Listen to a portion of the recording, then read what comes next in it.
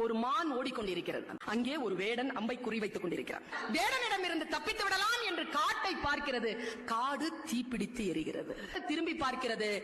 அப்பொழுது காட்டிலிருந்து புறப்பட்டு வந்த ஒரு புலி மானை பார்த்துக் கொண்டு நிற்கிறது.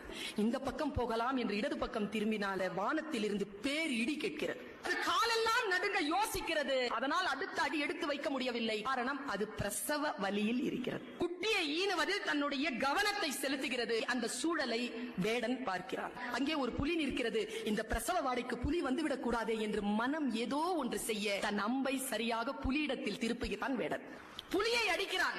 தன் மீது அம்பு பாய்ந்த போது தன்னை அடித்த வேடனை துரத்துகிறது புலி. இடி இடித்ததில்லையா? அந்த வினாடியில் பெரும் மழையாக பெய்து காட்டிலே இருக்கக்கூடிய தீ அடைகிறது. இது கதை.